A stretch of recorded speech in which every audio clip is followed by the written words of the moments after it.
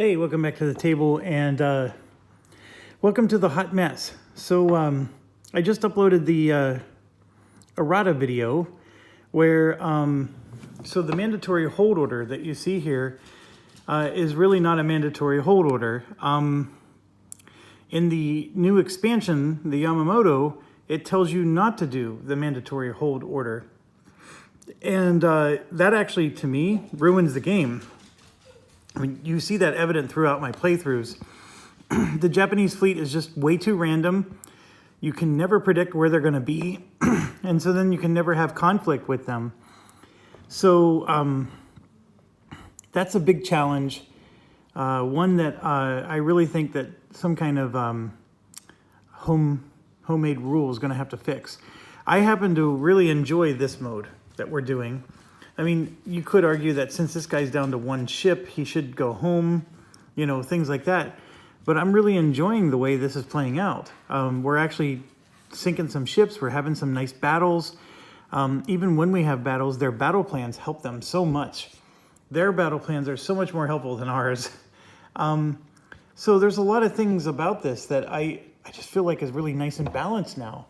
The islands, you know, their special rules, every single one of them benefits Japan. So again, having that benefits Japan.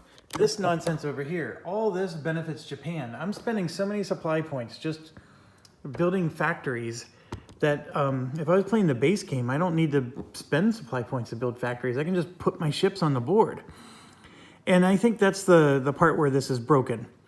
The expansion packs break the game, to be quite honest. And I think the basic game probably plays really well because you can build all kinds of ships, you can replace your stuff. I think the game breaks a bit here. So there's several rules I proposed on Board Game Geek. One was, especially in 1942, to have this concept of a code breaker rule where, you do your normal movements, and then if Japan attacks midway, because you know how they can get that special rule to attack midway, we have the code breakers that realize that they were going to attack midway. It's almost like a permanent scouting, if you want to think of it that way. But so it's a step. Right after Japanese movement, we have a step where we could change our mind and almost like retcon our orders to go to midway instead. That would help in 1942. It doesn't help with the rest of the game, but just that alone is helpful in terms of like, at least you can make your stand and defend against midway. The part that I'm landing on, and the rule that I think I recommend if you're playing this at home, is I think you should use hold orders just like the basic rule book states. So even with fleets, use the hold orders, but they apply first before scouting. And so if you're going to do any scouting of ships, the hold orders are going to apply first. So this resupply marker is going to shoot through the roof. And then whenever you actually do your scouting rolls, these scouting ships are going to get to +10, +8, whatever, and they're going to go wherever they need to go. That's my recommendation. So the scouting is supposed to happen first, but we've already established that scouting, all it really essentially does is pin them, and we don't want that. So instead, we do the hold orders first, and then the scouting will be at the maximum level possible. So those ships that you scout might be aggressive and might attack different regions. Now, thematically, why do I like this? Well, first of all, from a strategic perspective, it's like the equivalent of us being code breakers again. We have the ability to crack codes. We have good scouting. We have good intelligence, and we're infiltrating their ranks, and we're figuring out that they're going after the Solomon Islands. And as much as the Japanese pulled off some surprise attacks in this game, and they have, or in real life, you can't do a full-scale operation all the time without some level of secrecy being exposed or whatever. I think in the beginning they got away with a bunch of stuff, but as America got more involved in this war, we got better at knowing. Then the last reason why I think this is thematically good is you still have to spend scouting points. Our points that we have are so precious to build one carrier like this costs six points. That's for a carrier. I'm spending 4 points just to scout. So think of it that way. I mean, I'm basically spending a brand new battleship or 2/3 of the cost of a Essex class carrier just so I can have that information. I mean, that should be worth the price. And so that's my recommendation. And we're going to play a few turns with it that way, because otherwise I'm quitting. If I'm playing by the basic rules, this game's broken. I don't find it fun to just have random attacks. You know, I move my fleet here and they just go over there. I know that I don't want to have complete control over the game, but I want to be able to pick apart the AI a bit. And I'm also very annoyed, like, they can go after Samoa. They should not be able to go after Samoa. Like, once we have supply lines in place, Japan should have to have their own supply lines as well. So they have to be able to trace back to Japan, or otherwise this hold order doesn't apply anymore, and now they're going to move again. That's another variant that I propose, is if they're, you know, if you're looking at these spots back here, they either need to leave, like that's what the withdrawal action is supposed to be for, right? Is that kind of situation. And then also, so if they're going to attack a U.S. Location, it's going to be this one or this one. And these two are off the table until they get these ones first. Like, I really think that those kind of modifications make this a fantastic game. And I know people are getting really hard on the playtesters or whoever designed this. To be quite honest, I don't know why they didn't think of these things. And maybe they did and they just thought it made the game too easy. But it's too hard as it is now. I mean, like, impossible hard. D-Day Palelu is impossible hard. But I guess it's sort of fun. But people had to modify that one too, and the designer had to eventually come in and modify that.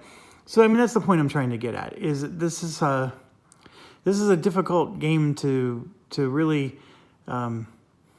play by the rules. All right, so 7 minutes in. Let's go ahead and go. We did all the Japanese movement. I basically said I wanted to go after Midway. I was up late at night and I did the movement before I even did my own movement. So I tried not to mess with this battle too much. And then I sent some ships over here, which I'm very concerned is going to be a slaughter to me. But I did it because I have to, and I wanted to get the New Guinea thing situated. So let's do... you know, looking at all the battles here, let's just do the easier one first, the Solomon Islands, and see what comes out of that. Because if I lose that objective, obviously that matters, because I need to have 1, 2, 3, 4. I'm going to have 5 objectives. I'm actually at 6 right now. This is my strongest Navy turn, by the way. So if I don't make a dent here, I'm in big trouble.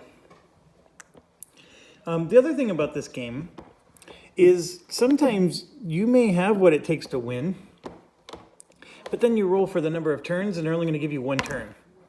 Whereas this case, I get 3 turns. But if I only had 1 turn with this setup, I'm not going to defeat that infantry, no matter what I do. And, you know, to make the game dictate whether you win or lose, like with the Hawaiian Islands, because you apparently have to win in 1 battle turn. You know, those kind of situations can be really, really challenging. Or like with Midway. With Midway, you may have everything you need to win the Midway battle, but if it's only a 1 battle turn game, or, you know, scenario or battle, they're still going to land on Midway and it's going to flip the objective marker to Japan. And then the next thing you know, you're going to get attacked in Hawaii the next turn, and it's game over. So, not a whole lot of fun.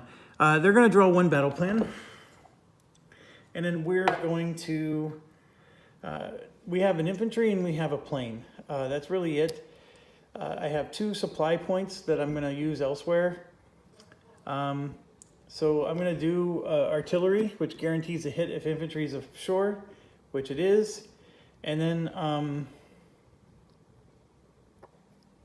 we'll do an extra infantry attack because there's not much else I can add that only costs 1 point. That's going to be helpful in this situation. All right.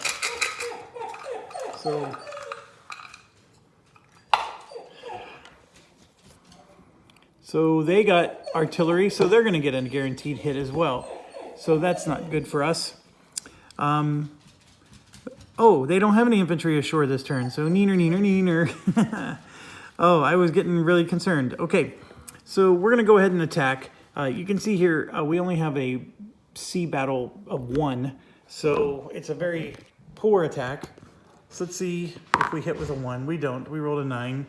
So that whole first turn is over. Then we move to turn 2. And this is going to move to the beach. And now we're going to draw a plan for them. That's going to be different than the one that would have actually helped them. And yeah, this one will help them. There we go. So that's the karma coming back for us. Okay, so we do have a plane attack. This time they roll a 5 because our bombers are land oriented. And I roll a 1 this time. Could have used that last time. So we hit.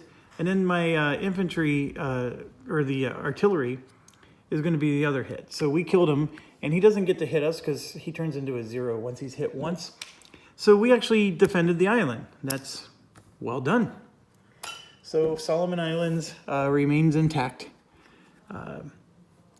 I was contemplating moving that plane, and had I not known, that's the one thing I regret from last night. If that's the only thing you ever regret from the night before in your life, you've lived a pretty darn good life. Okay, so bada boom. Let's do New Guinea because that's the one that I'm most concerned about. New Guinea is going to be a very, very difficult battle. I'm like Captain Lassard on Police Academy. A very, very, very difficult battle. So let's get the picture painted here. If they start with forces ashore, they get a land-based plane, but I'm going to assume they can't because their limit is 8. So 3, 4, 5, 6, 7, 8.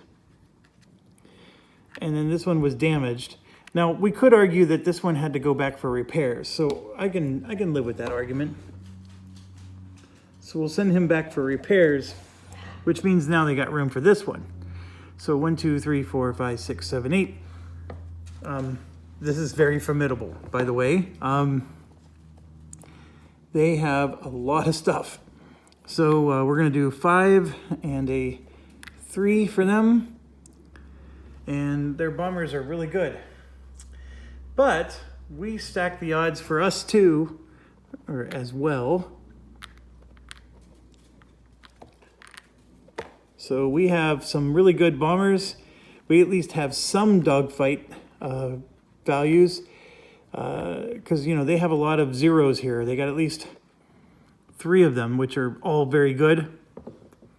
And so we have 8 as well. So this is quite an epic battle. I'm a little excited about this. So that's good.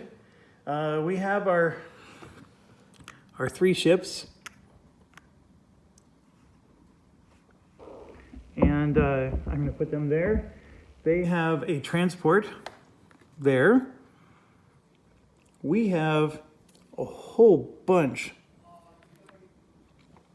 of Marines and infantry already on the island. So this is not chump change, but the part that hurts us is their whole Surface Fleet 3 will be there, which is, I guess, only 2, but they do have a submarine, and they're going to have a cruiser. So that's the situation as it currently stands.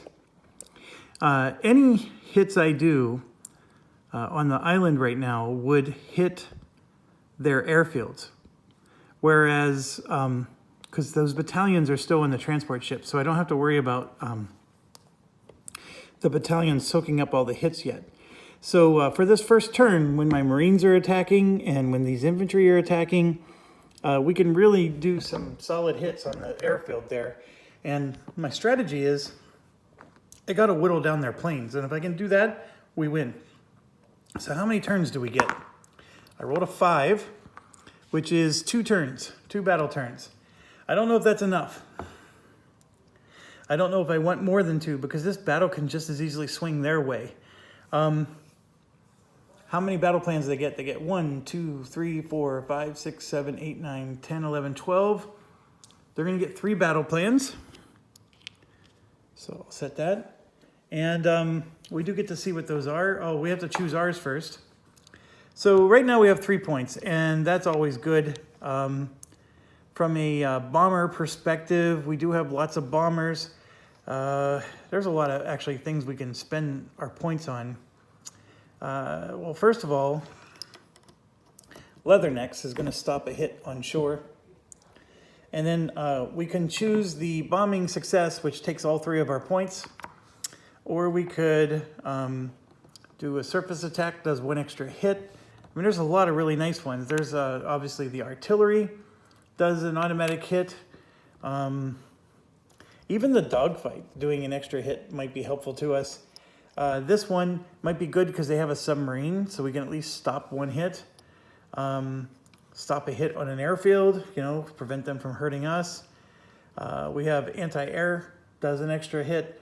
I mean, there's so many, almost everything in this game applies. So no matter what, Leathernecks is coming. And I do have 2 supply points that I can spend. And I will, I think I'm going to spend 1 of them. The problem is I got a big battle against their carrier fleet coming up, and I want to maybe save both of these points for that one. Ugh. So what do I do? Well, I think I do what makes sense, and that's going to be artillery and then the surface shots. I'm not going to worry about the bomb success. That's just too expensive. So I'm going to do that, and we only have 2 turns to get her done. So first thing we do is we have to decide what are our bombers and fighters doing.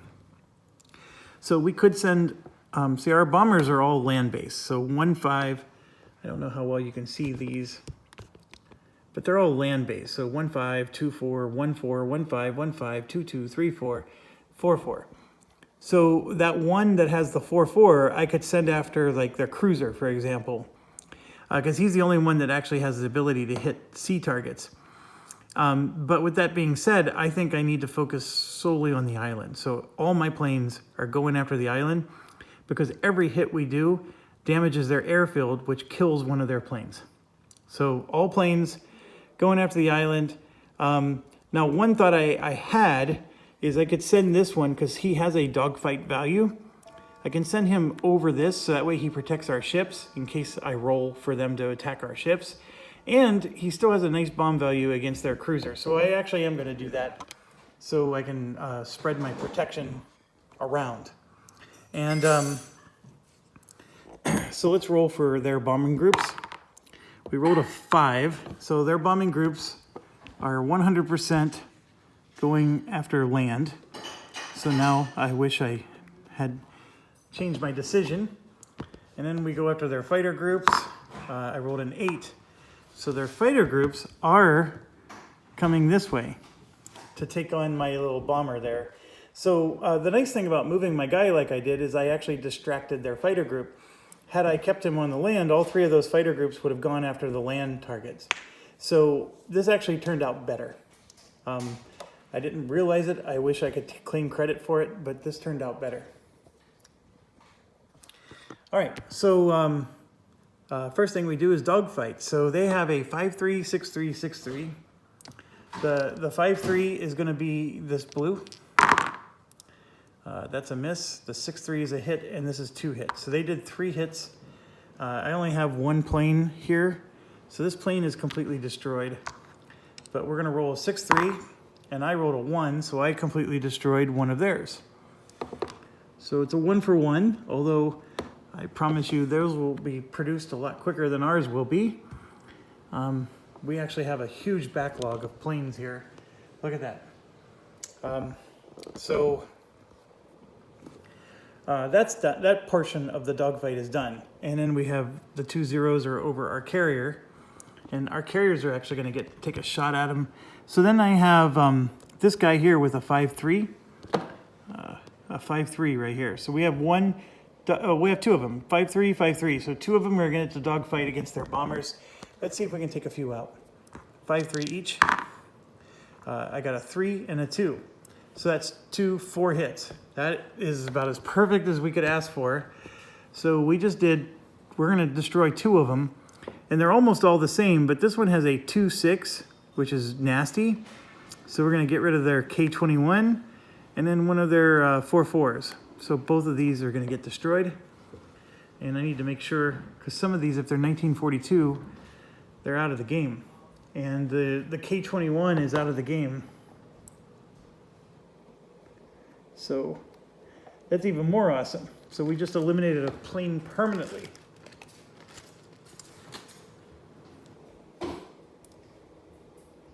I have dinner cooking. Just to warn you. Okay.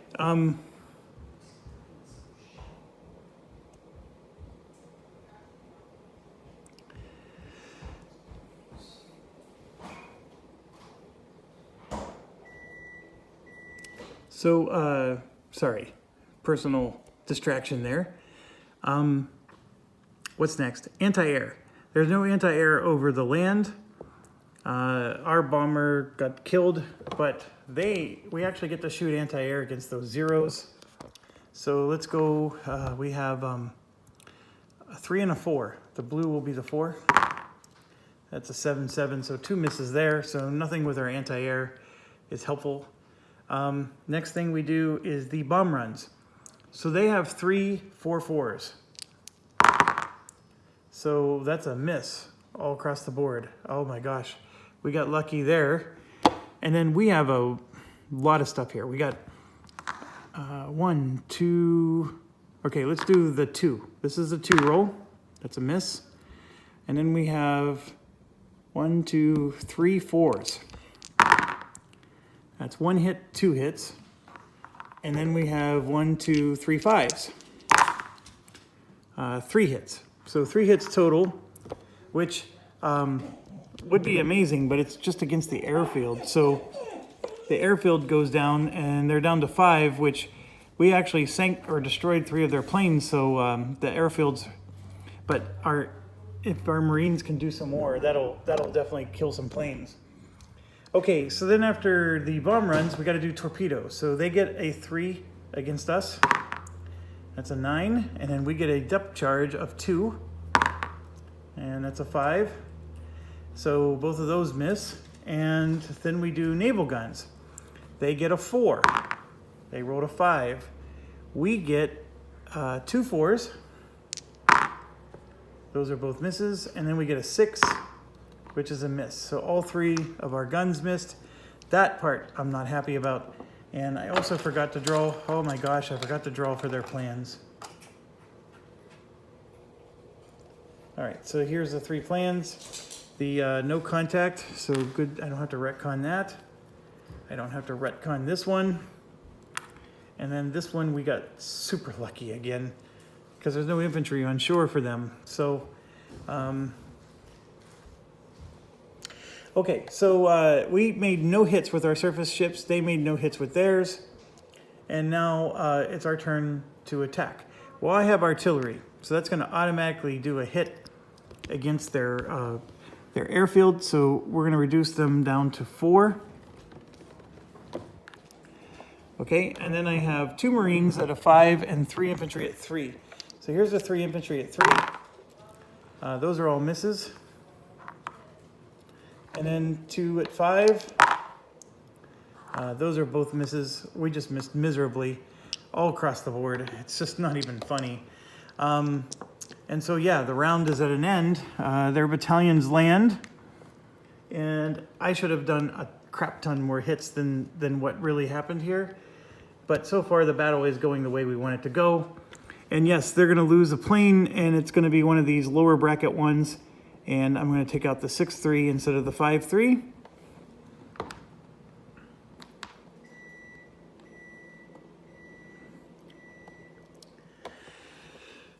All right, so we're now on the final turn, and let's not forget their plans this time.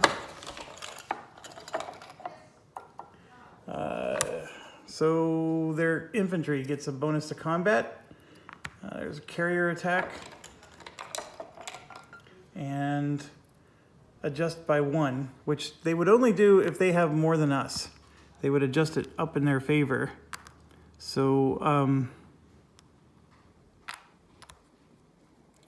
and then, yeah. So, we move back to this. Now, the all bombers get a 10 roll. Would mean they're going after our carriers. We don't have any. But technically speaking, if they got a 10 roll, then they would actually end up attacking our ships. So these, instead of going after our land targets, they would all go after our ships like this. And we already know that ahead of time.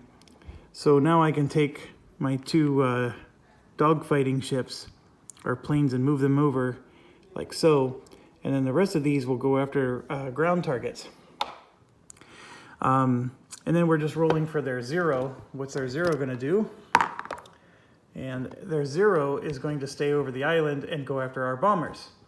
So we go to the dogfight phase, and it might behoove me to, like, if there's no carriers, do they still get that 10, all bombers get a 10 roll? It's a good question. I honestly don't even care what the answer is. I mean, it just makes sense that that's what you would do. But all carrier-based and land-based bombers are assumed to roll a 10 for their attack area. That's it. There's no... so even if you don't have a carrier, that's what they do. So the one thing I like about that one is you can predict where they're going. And like I said, you know, move our dogfighters there. So they go first. We're going to do a 5-3 for them. And it's a 2, so they do hit twice. And we could choose to just damage 2 planes, but I'm going to go ahead and take this one down. So we're going to lose 1 plane, and not much I can do about that. And we have 2 5-3s, and I did get a 3, and the other one's a miss. So we'd kill 1, so one of their 4-4s is going down.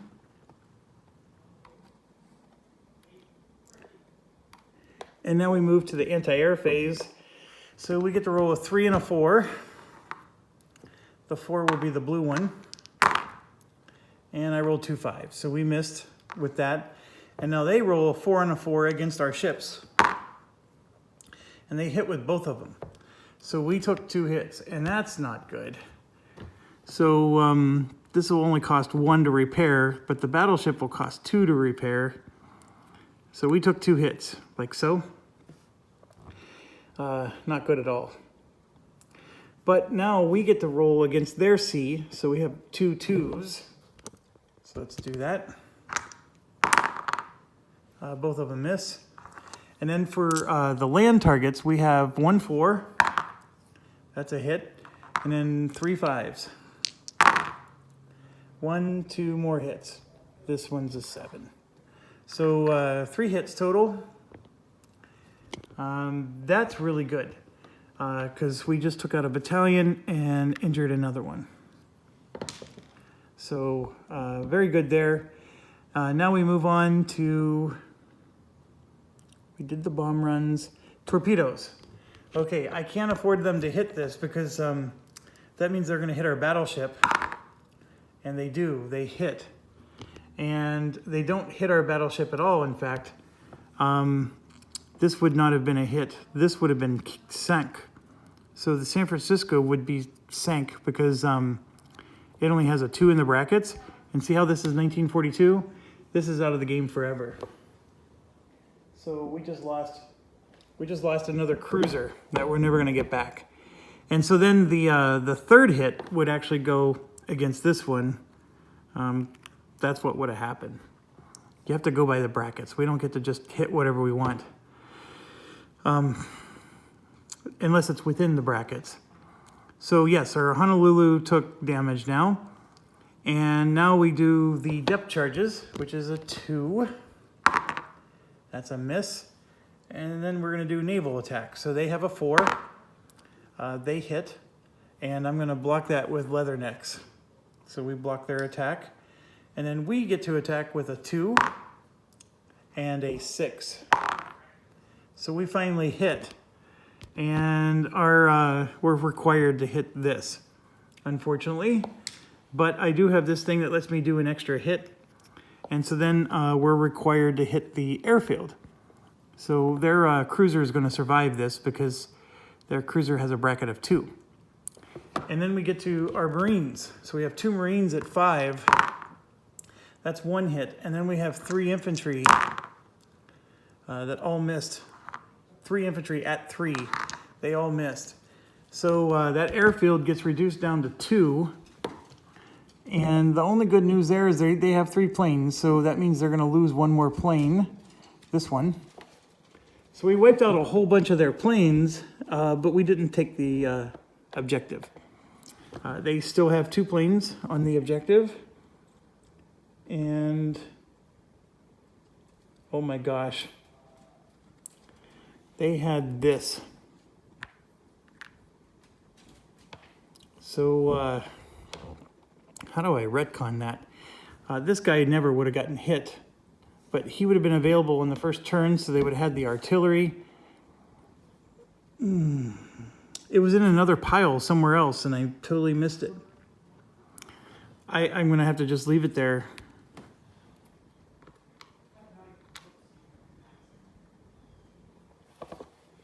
So from a Surface Fleet 3 perspective, these guys, they didn't lose anybody. They did a little bit of damage, and we're going to have to pay. It's half rounded down, so it's only going to be 1 point to repair this guy. So I'm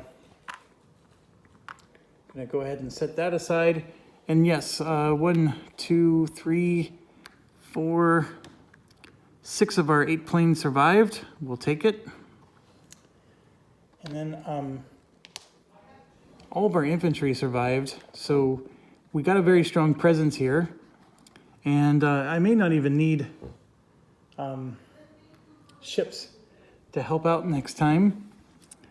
But New Guinea is done. Last but not least is Midway. This is the big battle. And maybe it'll go really swimmingly because I'm so worried about this one.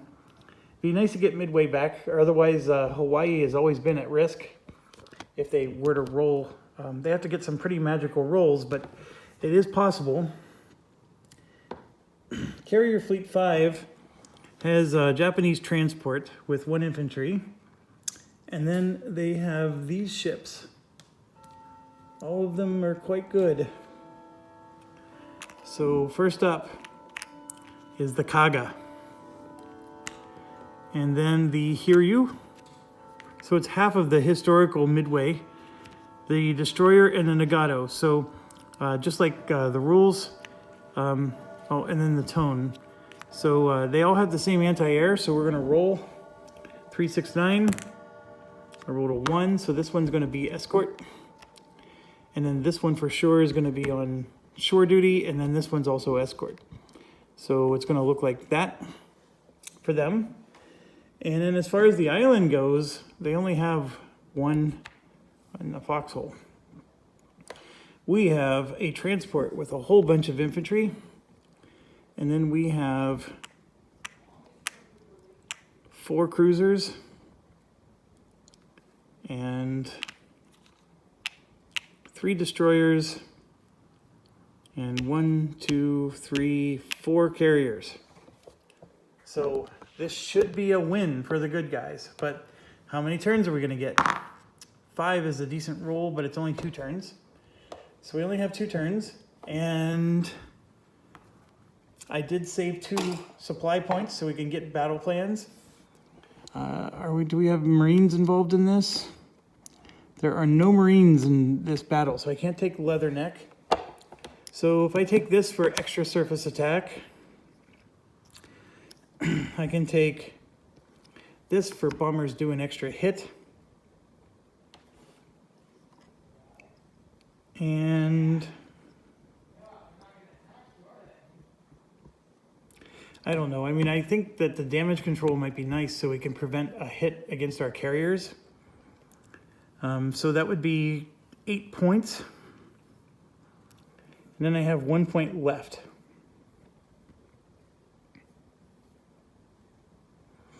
Because I'm going to spend two supply points. All right, so with 1 point left, we can make an infantry do an extra attack, or we can add an extra anti-aircraft. I'm going to roll an extra anti-aircraft because our infantry is going to take 2 turns just to land. Now, is 2 turns enough? That's the next question. Should I spend 3 points to increase the number of turns by 1? If I did, what do I take away? That damage control would be the biggest thing to take away.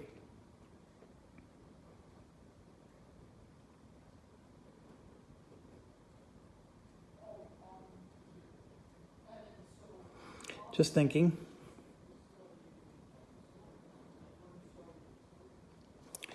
I'm going to have to do that. I'm going to take away the 4 points for the damage control, and I'm going to increase the duration by 1. 3, 6, 7, 8. So I can either swap this out for a 2-pointer, or I mean, I have one where if I hit with an anti-air, it's automatically an extra hit. That's pretty good. So I'm going to go ahead and do that, and that's my 9. I think I need 3 turns to pull this off because I want to sink their carriers too. I don't want to just win the island, which I think is doable, very doable. All right, so how many battle plans they get? They get 1, 2, 3, 4, 5, 6, 7. So that's 2 battle plans for them.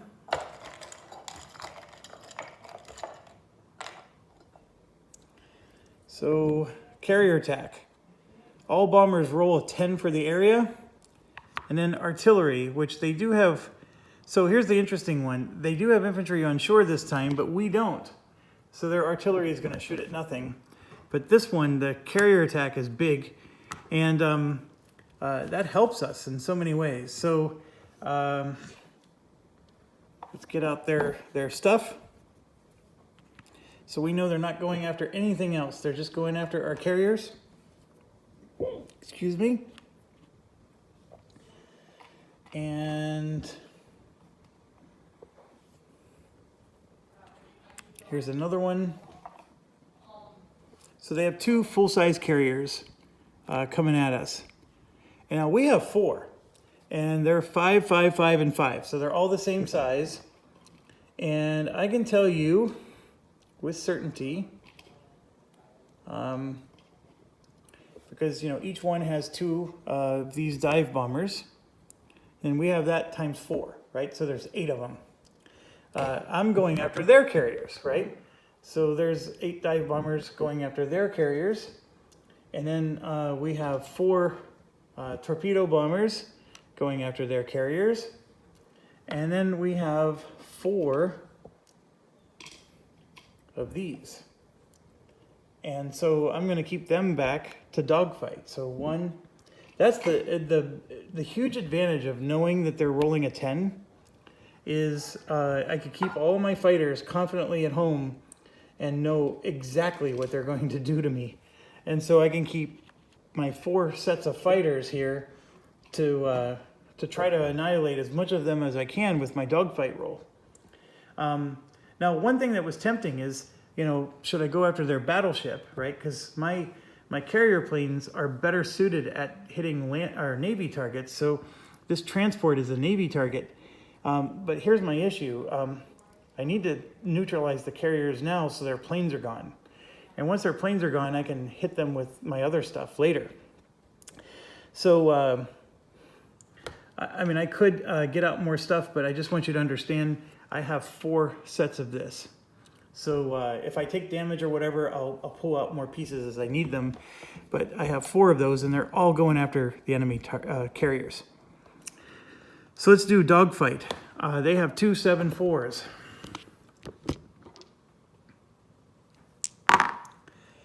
5-4 is 3 hits.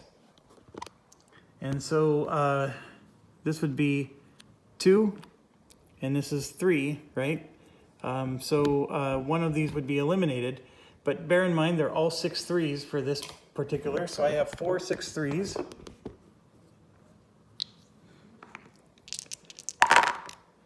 So I have a 5, a 6, and a 2. So that's 2 hits, 3 hits, 4 hits.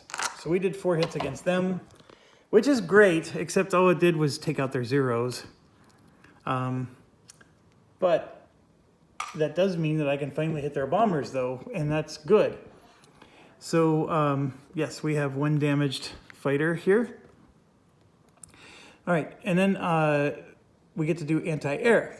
So let's start with them. They have 2 2s, which are both misses, okay? And then they have a 4-2, 4-2. So both of these are 4-2. And those are 2 misses. That was really nice. So none of our bombers took a hit. So now our anti-air is we have 3 3s, and I need some hits, folks. And all 3 of them missed. Oh, you suck. And then I have a 2 2-1s. Both of them missed. And then I have a 4-2 and a 6-3. The 6-3 will be blue. The 4-2 misses, and the 6-3 hits twice. That was awful. And so I'm going to do this where I get hit a 3rd time, right? So we get to destroy one of them, and we're going to mangle this one. And that was the best we could do. And so now I don't have that stop a hit thing, so they could actually damage one of our carriers here. So let's roll for them. They get a 3 and 2 4s. That's, I mean, I usually like those odds. The 3 is going to be the blue. And there's a 4 and a miss and a miss. So it could have been worse, but we do take 1 damage. And it's going to be the Lexington. So we are going to lose our planes that go with the Lexington. And that's going to cost me 2 points to repair if that's all the damage they do. But I have a feeling we're going to just rumple stomp right now. So we're attacking their carriers, and we have 4 torpedo bombers out of 4 each. So there's 1 hit, 2 hits right there. And I'm already playing, well, I guess I should count them up first. So 2 hits there. And then I have 2, 4, 6, 8 5s. So this is 4, 5, 6, 7, 8. So let me zoom out for this roll. 8 5s, and I have 2 hits already. So 3 hits, miss, miss, miss. 4 hits, 5 hits, 6 hits, 7 hits. I feel like a Dr. Seuss episode. So we just did 7 hits, and then I have the ability to do an 8th if I wanted. This is glorious. This is why we're doing this. So 2 hits sinks the Kaga, and that's a 42. So it's out for the rest of the game. So we definitely scratched that flat top. Where's their carriers?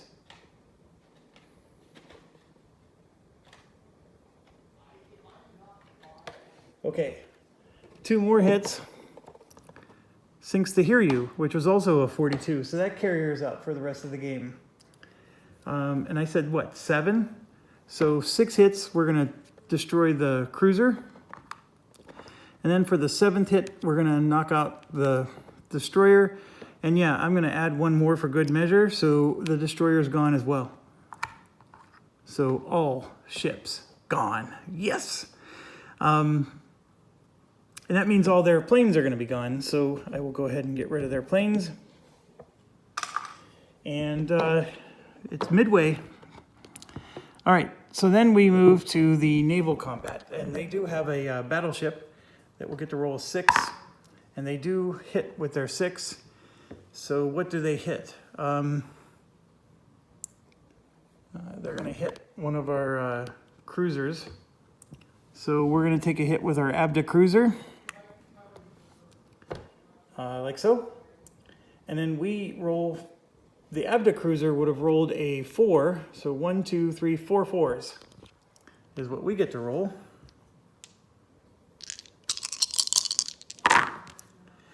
And there's a hit here, and this die is a second hit, and then this will be a third hit.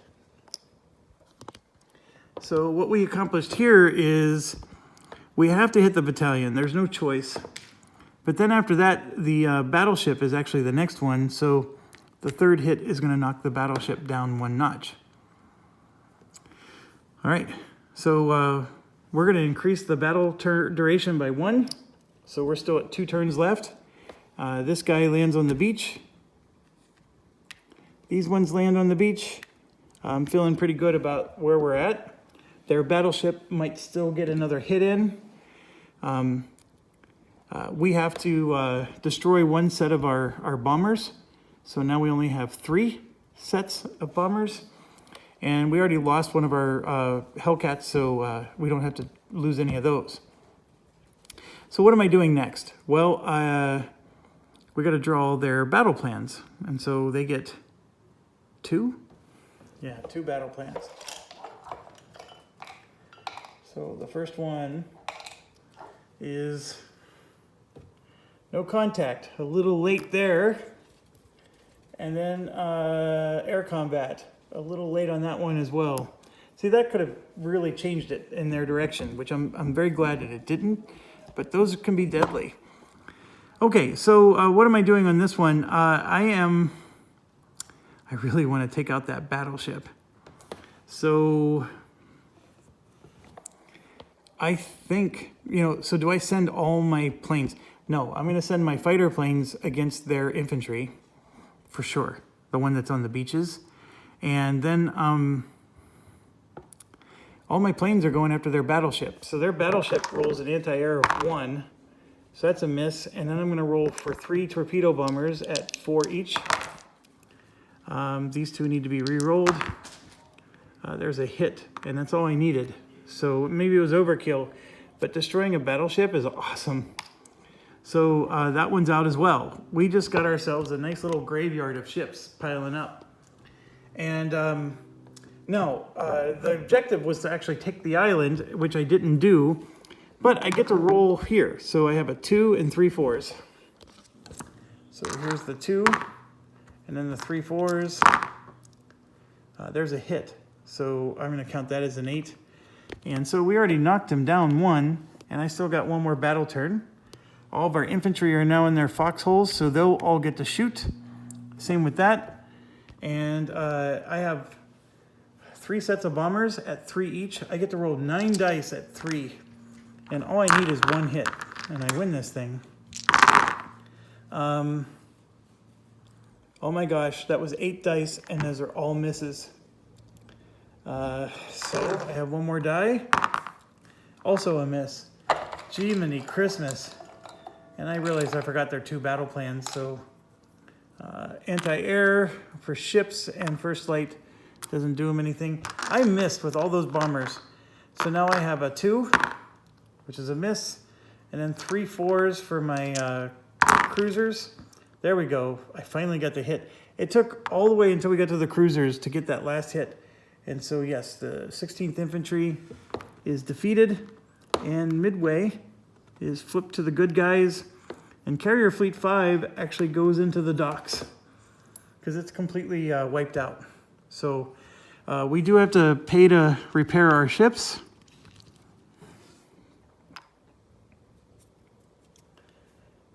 But having 4 carriers is awesome. And I'm putting the ships that require repairing off to the side. We are going to have to spend at least 4 points there, it looks like. We have 4 infantry in Midway. I don't know how many to keep. I'm getting sick of losing Midway, so I should probably keep at least 2. Maybe, because I am building a whole bunch of battalions, so that might help. Just something to absorb hits, so I don't lose my full strength infantry. Okay, so we got to do Japanese resupply. They are at 11. That's 3, so that's 14. They do have a damaged battalion for 13. That's it. So 13 for them is 2 ships, which becomes 3, and 2 infantry, and 2 planes, which becomes 3. And then the ships, what do we got? We got a cruiser, which goes to the most empty fleet, which happens to be the Carrier Fleet 5. Then we have the Zuikaku, which we actually sank, and it is one of the carriers that used to be here in Carrier Fleet 3. I don't think it goes back there, though. I think it just fills in on Carrier Fleet 5. And we have another cruiser. There's 2 here, but there's no room for a cruiser. It's going to go where there's room for a cruiser first, which is going to be this one. So Surface Fleet 1. So yeah, they're limping along a bit, but they're otherwise in decent shape. So they send stuff in for repairs. There's nothing for them to send in to repair. We sank it all, baby. Okay, and then we do a supply check, we're fine. We do a victory check, we're fine. And then we move. We're almost done with 43. So we're on September, October. These are moving down like so. So this freed up 8 points of ships. Again, don't need to expand our industry. And then we have all these infantry produced, which is actually quite a lot. These 2 ships become available. So we got a new Essex class carrier that's joining with the Yorktown.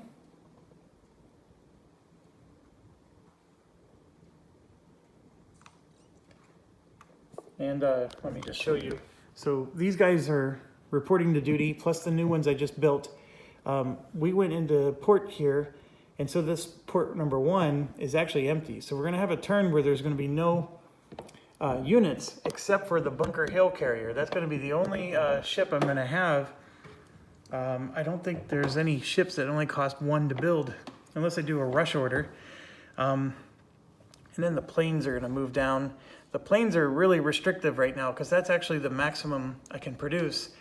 And all right, so how many supply points do I get? Oh, there's a couple other things too. We are in September, October. If they have the Caroline Islands, they get a battalion. They do. So battalion's going to Caroline Islands. And we get 26 supply points. And I'm going to subtract repairs here. And you could actually, because this takes several turns, you could repair at a different turn if you wanted. So 26, this is 2 more, so 24. And then 1 for 23. And then 1 more because you round down for 22.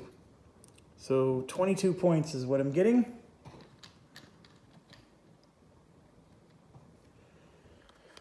All right, so at 22 points, I think I want to build some Navy, and I also want to finish off that, so I can build more planes. I could spend 6 points and build nothing but battalions. That's an interesting call. But right now I have 2 carriers close to being produced. I can still build the Yorktown 2 and some escort carriers and a whole bunch of light carriers. That cost 4 and 3 respectively. We have 3 cruisers available. We have some destroyers. So far we've lost 1 battleship and 2 subs. So I said it was what, 8 points that we lost. So I'm going to build 2 battleships.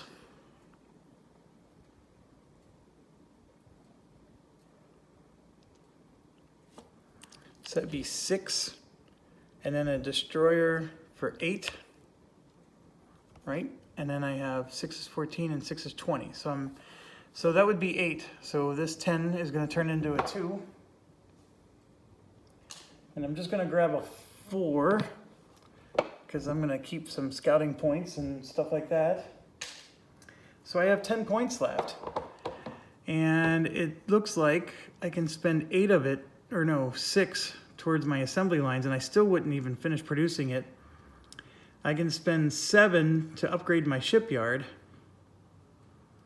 So my planes are hurting. Yeah, I'm going to spend 7 to upgrade my shipyard. So the shipyard is now going to be complete, and now we can do a capacity of 35. So I can build an extra 15 points worth of ships. That's pretty powerful.